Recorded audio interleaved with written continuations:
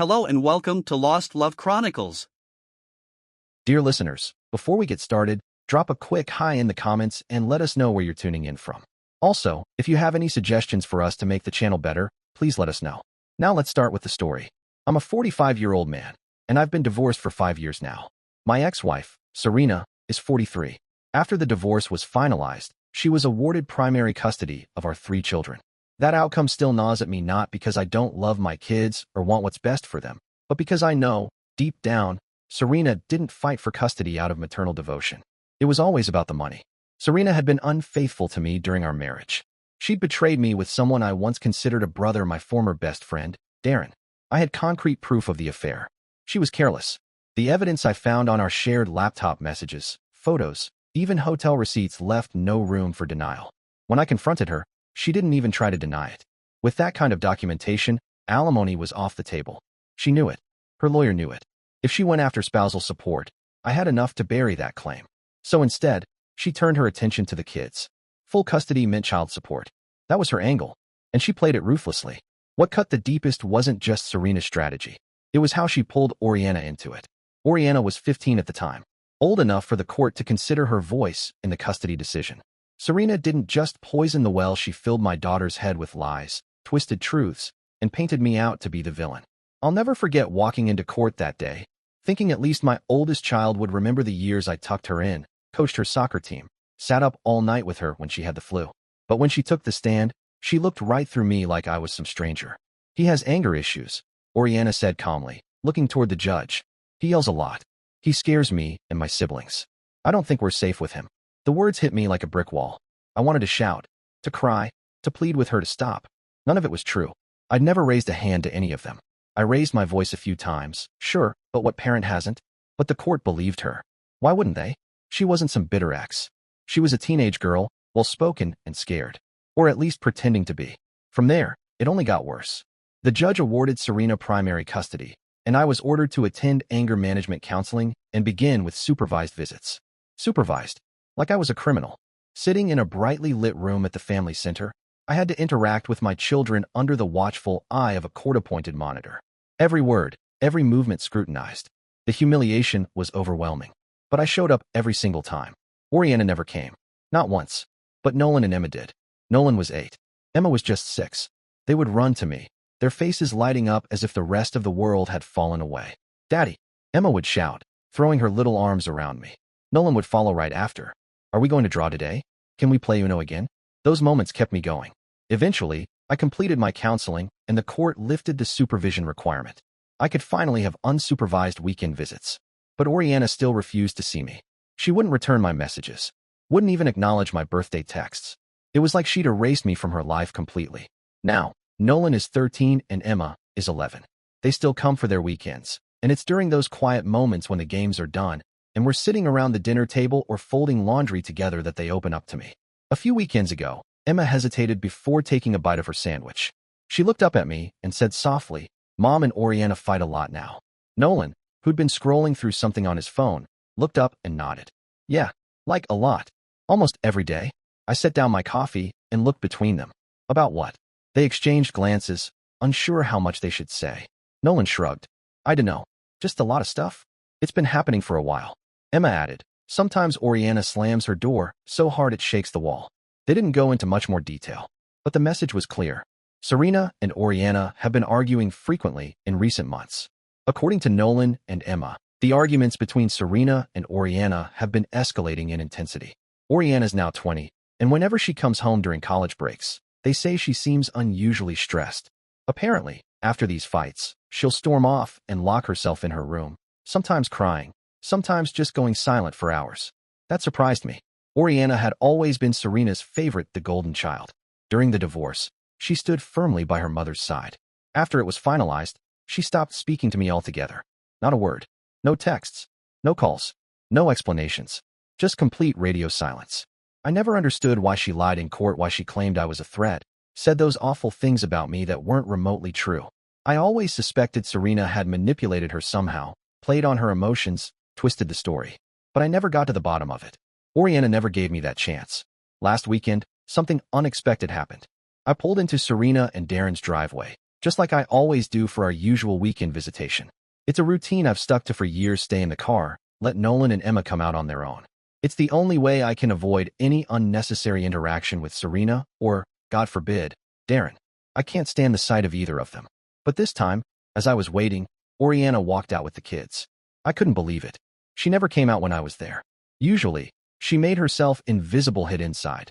Sometimes even locked herself in her room until I was gone. But here she was, walking right toward my car. Nolan and Emma climbed into the back seat like usual, but Oriana didn't stop at the porch. She came all the way to my window. Her expression was tense, nervous, like she was working up the courage to jump off a cliff. I cracked the window just slightly, unsure of what she was doing. "I need to talk to you," she said, her voice low, serious. "Please. It's important." I stared at her, gripping the steering wheel. My chest tightened. I could feel the years of bitterness pressing down on me like a weight. "I have nothing to say to you," I said coldly. "And I don't want to hear anything you have to say." Her eyes flickered, hurt. She stepped back a little, lips parting like she wanted to respond, but I didn't give her the chance. I pulled away from the curb, not even glancing in the rearview mirror. I didn't want to reopen wounds that had barely begun to scar. Not with her. Not after what she'd done to me in that courtroom. The memory of her voice accusing me of things I never did, it haunted me more than anything Serena ever said. That weekend, I focused on Nolan and Emma. We did our usual things: movies, pizza, a walk around the lake. I tried to forget about what happened in the driveway, tried to push Oriana out of my mind. But when I brought the kids back to Serena's on Sunday evening, Oriana was waiting outside again. She stepped forward as I stopped the car. "Dad, please," she said, voice shaking. "Just give me 5 minutes." I didn't even look at her. I kept my eyes on the steering wheel, then on the front door as Nolan and Emma got out. I waited for them to disappear inside. Then I pulled away without a word. I didn't want to hear it. I didn't trust what would come out of her mouth. I wasn't ready to sit across from the person who'd helped take my kids away. But after that, she started calling me. Once. Then again. Then again. Voicemails. Missed calls. Messages. It caught me off guard. Oriana had never done that, not once in all these years. In fact, I'd never changed my phone number. Not once. I kept the same number I had before the divorce, partly out of habit, partly out of some distant hope that one day, maybe, one of my kids might reach out. But Oriana never used it. Not once in 5 years. So when the first text came through, I nearly dropped my phone. "Dad, please. I need to talk to you. It's important." I didn't reply. I didn't even read it twice. I put the phone face down and tried to ignore it. But then another one came the next day. And then another. And another. She wasn't just sending one-word messages. These were long, pleading texts. The kind someone sends when they're desperate. Something had shifted. 2 days ago, I finally gave in. The frequency of her messages, the urgency in her words, it was too persistent to ignore. I don't even know what made me say yes. Maybe I was curious. Maybe a small part of me wanted answers after all these years. Whatever the reason, I told her she could come to my house. I didn't want to meet anywhere public. If this was going to be a serious conversation, I needed it to happen on my terms. She arrived that same afternoon. Exactly on time. Not a minute late. As soon as I opened the door, she stepped in and immediately started apologizing. "Dad, I'm so sorry," she said, her voice trembling. "I don't even know where to start. I was wrong. I was so wrong." I stood there stunned. This wasn't the cold, distant Oriana I remembered from the courtroom. This was someone else, frantic, remorseful, on the verge of breaking down. "I made the worst mistake of my life," she continued, tears brimming in her eyes. "Testifying against you. I know now how much damage I caused. I misjudged everything. I believed things I shouldn't have. I didn't know what to say. My arms were crossed. I was still trying to protect myself from whatever this was, some trick, maybe. Some new drama unfolding on Serena's behalf. But something in Oriana's face told me this wasn't that. Finally, I asked, "Why, Oriana? Why did you say those things in court? Why did you turn your back on me like that?" She hesitated, looked down, and then she said, "Because Mom told me to." I just stared at her. "She said if I didn't help her get full custody," Oriana said, her voice quiet now, "we wouldn't have a place to live. That she wouldn't be able to afford anything. She said you were going to take everything from us. That you'd leave us with nothing. And she told me things about you. Things I thought were true. She made me believe you were dangerous. That you were furious all the time and unpredictable." My jaw tightened. I felt the familiar ache in my chest return, the old wound, split open again. "But why didn't you ever ask me?" I asked, trying to keep my voice steady. "Why didn't you talk to me before saying all that in court?" "I was scared," she said, her eyes full of shame. "I thought I was doing the right thing. I thought I was protecting everyone. I see now that I was just being used." I stepped back and sank onto the couch. I didn't know what to do with all this. After 5 years of silence, this flood of confession was too much, too fast. You know, I try to keep the kids out of it, I said. I only wanted what was fair. The house, our savings, what we built together. I didn't try to take you away from your mother. I just didn't want to lose everything, especially not after what she did. Oriana nodded slowly. I know that now. I didn't then. I only found out about the affair years later. She never told me the truth. I thought you were the one who gave up, that you left her. I shook my head. No. She served me the papers and told me about the affair in the same breath. Like it was just some footnote. I was still reeling, trying to figure out how to save the marriage, how to hold the family together. But she was already done. She wanted Darren. That was all she cared about. Oriana sat down across from me, clasping her hands tightly. And when I realized that, I fought. I continued. I was angry, yeah, humiliated. But I didn't want to drag the kids into the mud. I just wanted to protect what I had left. She looked up at me. But Mom, she didn't want that. No, I said flatly. Because she realized she'd be left with almost nothing. And Darren, he was in no position to help her. His business was a mess back then. He hadn't landed on his feet. He was between jobs. That's when the custody battle truly began, bloody and bitter, the kind you wouldn't wish on your worst enemy. Serena knew exactly what she was doing. She recognized that child support was her one reliable way to secure money from me. The house, the savings, she stood to lose most of it. But the kids? The court would always prioritize the children's welfare. And with our younger ones being too little to have a real voice in court, she saw her opportunity in Oriana. She targeted her, manipulated her, twisted the truth until Oriana couldn't tell up from down. As Oriana sat across from me now, her eyes damp with shame, she finally began telling me what Serena had done. She told me you made her quit med school, Oriana said quietly. I blinked. What? She said, you didn't want her to be a doctor. That you pressured her to give up when she got pregnant with me. My laugh was bitter and short. That's a lie. She left on her own. She told me it was too much, the stress, the pressure of being pregnant, and trying to keep up with clinicals. I supported her either way. Hell, I even offered to pick up more shifts so she could finish. She said no. Oriana looked away. She also said you made her stay home. After I was born, I leaned forward, trying to keep my voice calm, but it was hard. No, that was our decision. We sat down and talked about it for weeks. You were a baby. We didn't want strangers raising you while we both worked 80 hours a week. We agreed she'd stay home. She said she wanted to. She said you treated her like all she was good for was having kids. I shook my head. Another lie. We both wanted a family. We both wanted kids. Every pregnancy was planned. Every single one. I never demanded anything from her. She said you kept pushing for a fourth. I let out a low breath. She mentioned it once. We talked about it. But it never went beyond that. I didn't push her. Not once. Oriana was silent, her hands clutched tightly in her lap. I could see it. She was replaying everything she'd been told, weighing it against what I was saying now. The scales were tipping. She said you only cared about her when she was pregnant. She whispered that when she wasn't carrying your children, you ignored her, that you didn't support her dreams. That Darren, that he listened to her, that he made her feel like a person. I swallowed. That one hurt. Because if she truly believed that, then Serena had done more than just lie. She had rewritten the entire history of our marriage. She said you were going to leave her with nothing, Oriana added, her voice cracking, that you were trying to cheat her out of what she deserved. That child support was the only way she'd get anything from you. That you'd leave us all with nothing, just to spite her. I looked at her, really looked at her. And for the first time in years, I didn't see the cold witness who had testified against me in court. I saw a daughter who had been lied to, poisoned, used. She told you I was going to destroy her, I said quietly. Did she also tell you why we were getting divorced? Oriana didn't respond. She told you everything but the truth, didn't she? She nodded, barely. I believed her, she said. Everything she said. I trusted her. She's my mom. I couldn't argue with that. Of course she did. Of course she trusted her mother. And when you testified, I said slowly, you were just repeating what she told you. You thought it was the truth. She nodded again. I didn't know. I thought you were trying to hurt us. That you didn't care. And then, Darren and Mom convinced me to stop talking to Grandma and Grandpa. They said they were siding with you. That they didn't understand. But now I think it was because they didn't want me to find out what really happened. That they knew the truth. She paused, her voice trembling. They knew what had really happened. Oriana never questioned Serena and Darren. She accepted their version of events completely, no hesitation, no doubt. They were her family, after all. But things started to shift recently. Oriana reconnected with her maternal grandparents after her grandmother suffered a heart attack. That reconnection sent Serena and Darren into a visible panic. I could see it, even from a distance.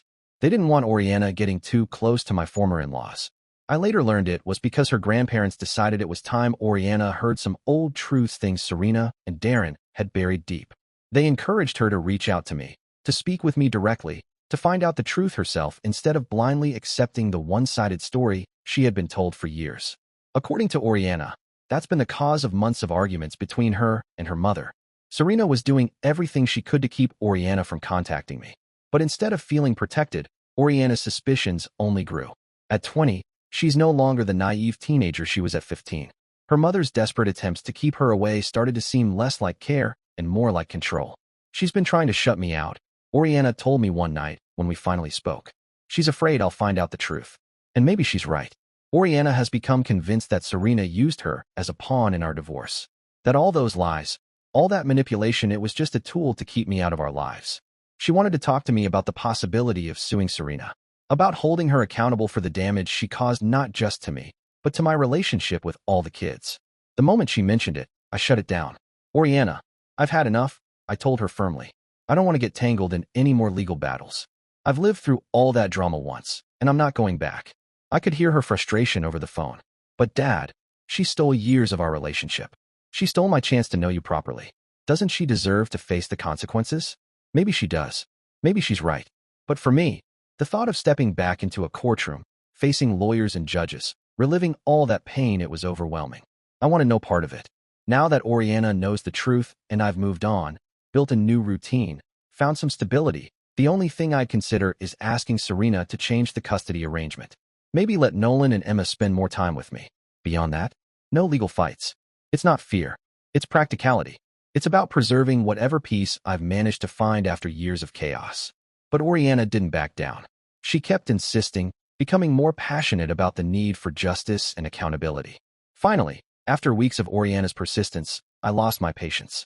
One evening, I told her straight up, Oriana, I get that you feel guilty about all this. But you need to understand you allowed yourself to be manipulated. Deep down, you always knew I wasn't the man your mother made me out to be. She was quiet for a moment, and I could hear the tension in her breathing over the phone. I spent 15 years with you before the divorce, she said softly. I thought I knew who you were. Exactly, I replied. You saw me for who I am. Back then, you wanted to be your mother's hero. Now it seems you want to be mine. But you have to stop meddling in things that aren't your concern anymore. You're 20 years old now. There's no custody agreement stopping you from seeing me or trying to fix what's broken. Her voice cracked a little. But what about Nolan and Emma? I'll handle that, I said firmly. Through the proper channels, not because you pressure me. I'm not interested in dragging any more people through legal battles just because you feel guilty for your role years ago. There was silence on the other end. When she finally spoke, her voice was softer, almost hesitant. I just thought. I know what you thought, I interrupted. But sometimes, stepping back is the best thing you can do. She seemed taken aback by how harsh and abrupt I'd been. That was the last I heard from her. She left the conversation without much else and hasn't contacted me since. Now, I wonder, was I too harsh? Did my resentment make me reject a genuine attempt at reconciliation? Was I being a jerk telling my daughter to stop trying to be the hero in every situation? After some time, I realized something important. I hadn't had proper contact with my former in-laws for years. So, I had no idea they were still encouraging Oriana to reach out to me. I recently reached out to them, asking exactly what they had told Oriana. They confirmed they had encouraged her to contact me, but they hadn't told me earlier. They said they didn't want to give me false hope if Oriana decided not to follow through. They knew how painful the custody process was for me. I told them, and they didn't want to make things worse if it didn't work out. They expressed their gratitude that I was finally open to talking with Oriana. They had also testified in my favor during the custody hearing along with my parents, which had made things awkward between us all. But somehow, despite everything, we maintained some contact over the years. Lately, though, with my heavy workload, I hadn't spoken to them in months. We had drifted apart a little, not because of any conflict, but just the natural distance that happens when people aren't actively in each other's lives. I'm grateful that my former in-laws thought to intervene the way they did because, thanks to them, Oriana finally discovered the truth about her mother. That means I can now pursue joint custody of Nolan and Emma, a significant development, and I'm extremely thankful for the role they played in making this possible. Before I go any further, I want to clarify something important about my previous attempts to gain custody. I did try twice, actually, to get joint custody of my younger children in the years following the divorce. But Serena fought back fiercely against any changes. She knew those younger kids were her only reliable source of child support payments from me, since Oriana was already legally an adult by then. I hate to admit it, But Serena and her lawyer were pretty effective at painting me in a bad light to the court. They leaned heavily on Oriana's past testimony and suggested that nothing had changed, that I still had a volatile temper. Even my own lawyer advised me to hold off, to wait and build a stronger case before pushing again. So for the past 3 years, I chose to wait.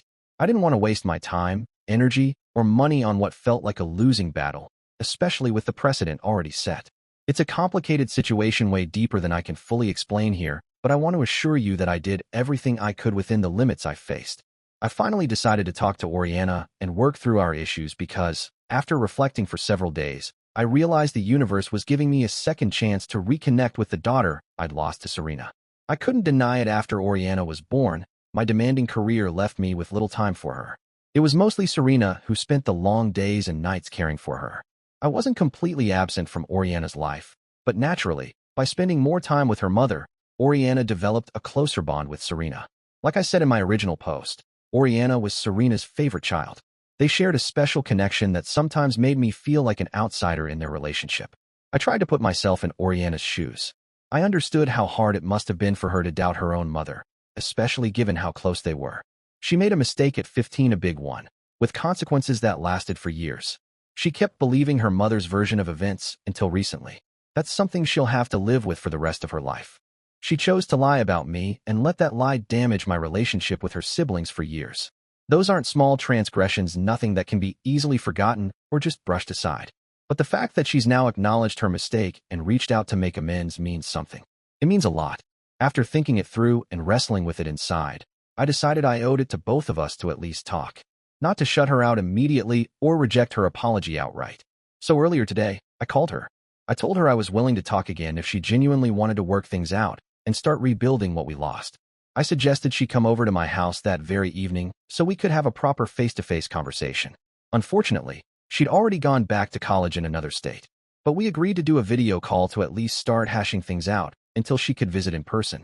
That evening, we connected over video. After some awkward greetings, we finally got down to business.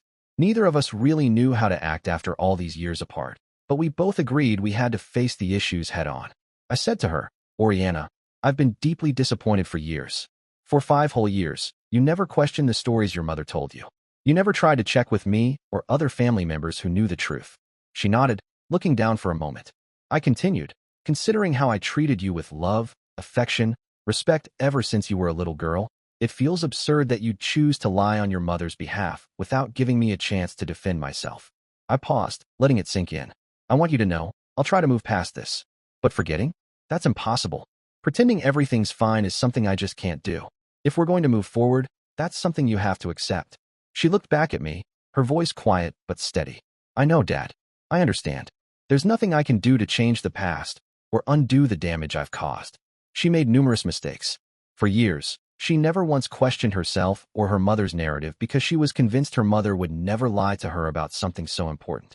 Oriana truly believed I was some kind of monster hiding my true nature from everyone except her mother, who supposedly knew the real me. Now that she finally saw how badly she had misread everything, she was desperate to make amends in any way possible. Even though I wasn't eager to pursue legal action against Serena, Oriana hoped I would at least give her a second chance to prove she could be a better daughter than before. She accepted that some of her actions would haunt her for the rest of her life. She knew she couldn't reasonably expect me to forget the trauma and pain she'd caused. But she was asking for a chance to repair some of the damage and gradually rebuild our relationship on whatever terms I deemed appropriate. After we talked for what felt like hours, I told her I still needed time. This all came on so suddenly and unexpectedly. I needed space to process everything. She agreed right away, without hesitation. "Take all the time you need, Dad," she said softly, her voice barely audible. "I'm so sorry for what I did, for the pain I caused." Despite trying to keep composed, I could see the tears welling in her eyes. Eventually, she broke down crying. And I won't lie, I did too. The emotional weight of everything we had lost was overwhelming for both of us. Looking back, I'm glad we had that conversation. It allowed us to address a lot of issues openly and honestly.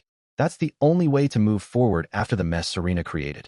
To be honest, I don't know if I'll ever fully forgive her or put all this behind me. But I do know it's worth trying for both our sakes.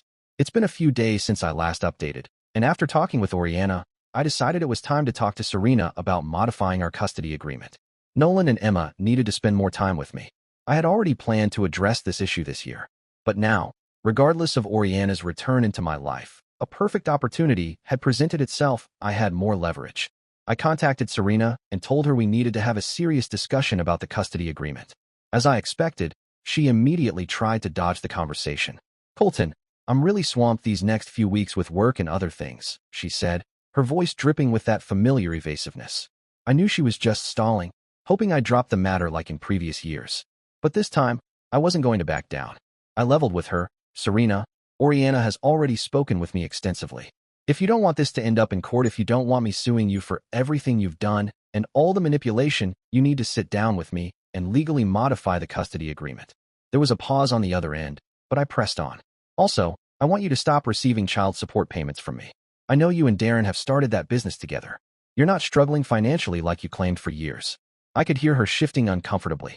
"And I want you to return the money you took from me under false pretenses," I added firmly. "You need to get your financial house in order, or I will take you to court, and this time, I have Oriana's support." I didn't sugarcoat it. Oriana is willing to testify in my favor and reveal the truth about everything. This is your choice, Serena. Cooperate and avoid legal consequences, which is what I want for all of us, or force me down a much harder path through the courts. The decision is yours. There was a long silence.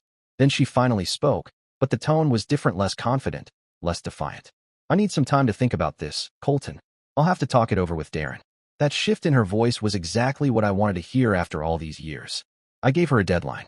"You have until the end of the week to decide. If I don't hear from you, I'll contact my lawyer immediately. And Serena, trust me, you could lose even more if this goes to court, especially with Oriana's testimony bolstering my case." She got upset when I laid everything out and accused me of blackmail. Her voice was sharp, almost defensive. "Colton, this is blackmail. You're threatening me." I didn't flinch. "Call it whatever you want," I said firmly. "At this point, I don't care what you call it. I've spent years trying to stay out of this mess, trying to preserve peace and stability for the sake of the kids. But now, I'm done playing that role." I took a deep breath, steadying myself. I'm determined to reclaim what's rightfully mine: my money, my life, and most importantly, my place in Nolan and Emma's lives. No matter what it takes. Whether that means pressuring you or taking this to court. She was quiet for a moment. I knew my words hit hard. Until recently, I had felt differently about all this, hesitated to take a confrontational approach. That hesitation came from a bad experience in court before, the fear of losing again. But with Oriana now supporting me, willing to testify about all the manipulation that went on, I wasn't worried anymore. I finally felt confident that after all these years, justice would be served. The end of the week came quickly, and yesterday I sat down with Oriana to talk about my conversation with her mother. I wanted to make sure she fully understood what might be required if this ended up in court. "Oriana," I said, "if this goes legal, you'd have to testify again, this time contradicting your earlier testimony. I know you were just 15 then and legally a minor, but this could cause complications for you both legally and emotionally." I looked her in the eye, needing her to really get what she was stepping into. "Are you sure you're willing to do that? Even knowing it might be difficult?" She nodded with complete conviction. "Dad, yes. I want to do what's right, even if it means personal consequences for me." What Serena did was inexcusable. There's no way to justify it. She paused for a moment, then added honestly, "I also have to admit, my own actions were wrong from the start. I knew I was lying when I testified. I did it because Mom asked me to, and she convinced me it was necessary to get what she wanted in the divorce." Her voice softened. "It wasn't easy. I'm not naturally dishonest or manipulative, but I went along because she told me to.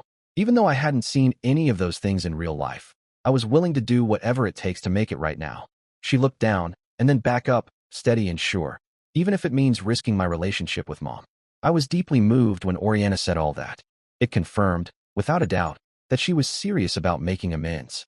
She wasn't just saying those things to ease her conscience or placate me, she truly meant it. And she was prepared to back it up with actions. That gave me a glimmer of hope that maybe, just maybe, things could start to change. Still, I held on to the hope that Serena would agree to my requests without much resistance. Legal battles were messy, draining, and something I wanted to avoid if at all possible. If she thought rationally about her own best interests, she would want to avoid going to trial too, especially with everything that might come to light once the courts got involved. Earlier today, I finally called her to get her answer. I hoped she had come to a reasonable decision by now. She didn't answer my first few calls, so I sent a text telling her plainly that ignoring the problem wouldn't make it go away, something she should have learned by now. Eventually, she called me back. For the first few minutes, she was evasive, stalling with small talk and vague statements, exactly the same tactics she had used for years. I didn't have the patience anymore. So, Serena, I said directly, cutting through the fog, do you have an answer for me? Or should I just contact my lawyer right away? Because I'm tired of going in circles here. She hesitated, dodging the question again for a few more minutes, and trying to steer the conversation toward other topics. But I kept at it, firm and unwavering. Finally, she gave in. All right, Colton, I agree to your terms, she said, almost reluctantly. But I want us to keep lawyers out of this whole thing. I nodded, or at least I imagined I did. Fine, I'll agree to that. But I want the first payment made within the next month. I'm not going to wait indefinitely for you to start making things right. She tried to push back. Colton, Darren, and I just launched our business. We need time for it to become profitable before we can start paying you. I cut her off. I'm not interested in your excuses or your financial situation. You've had plenty of time over the years to do the right thing. You never admitted any wrongdoing or made any effort to fix this. So at this point, you owe me nothing more than what's fair. I wasn't trying to be harsh, just honest. I'm a person of integrity. I only wanted what was rightfully mine. No more, no less. I'd meticulously reviewed the child support payments from the past few years, and I strongly suspected she had appropriated those funds for her personal use, rather than spending them on the children as intended. Even if Serena hadn't technically misused those funds, legally or morally, it didn't matter to me anymore. She was never entitled to that money in the first place. She'd obtained it through deceit and manipulation. I was pretty certain that was the money she'd used to initially fund their business venture, though I couldn't definitively prove it. My accountant had carefully calculated the total amount owed, factoring in every payment she'd received over the years. She would have to return the full sum. I wasn't planning to keep a penny of it for myself.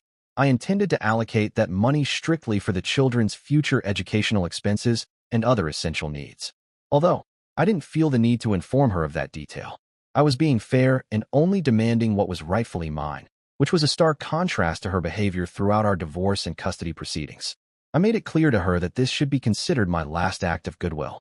She should be grateful that I was choosing not to pursue legal action that could have resulted in far worse consequences for her. But as usual, she kept trying to negotiate for more favorable terms. That's when I abruptly ended the call. Right after, I sent her a text message, blunt and to the point. I don't want to discuss this further. It's a waste of my valuable time. I just want the payments to arrive promptly as per the agreement we reached.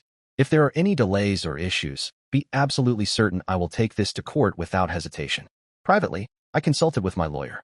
While I wanted to avoid litigation for everyone's sake, I also thought it was important to have a formal contract documenting our new agreement. I informed Serena I'd be sending over the contract the following week for her signature.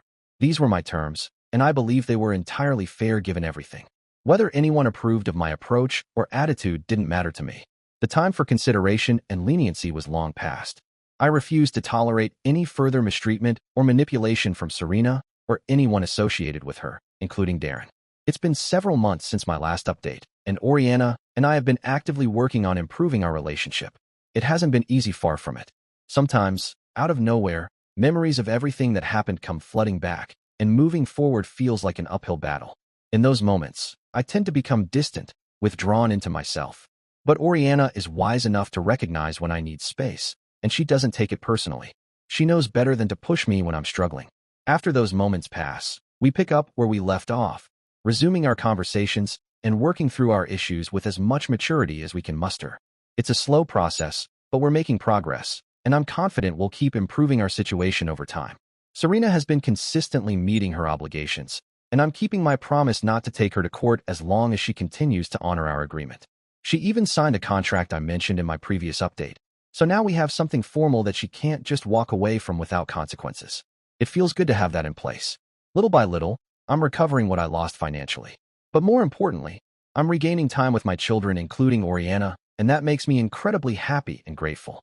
I know plenty of people disagreed with my decision to forgive Oriana. Some suggested she might betray me again if circumstances changed. But as a father who loves his daughter despite everything, I highly doubt that will happen. We've been rebuilding our bond carefully and consciously. Everyone makes mistakes, especially during their formative years when judgment and critical thinking are still developing. I mean, I'd be in a tough spot if people judged me forever for mistakes I made when I was 15. So, I'm willing to give our relationship another chance. I truly believe everything will work out in the end, even though the path to get there isn't always easy or straightforward. Nolan and Emma have also benefited from the new arrangement. They're spending much more time with me now, and our relationship has strengthened considerably. They seem happier and more balanced, no longer caught in the middle of adult conflicts they don't understand.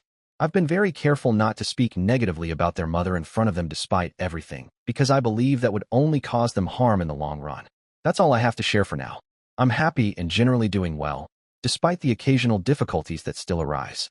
Dear listeners, please share your thoughts in the comments section below and don't forget to like, share, and subscribe.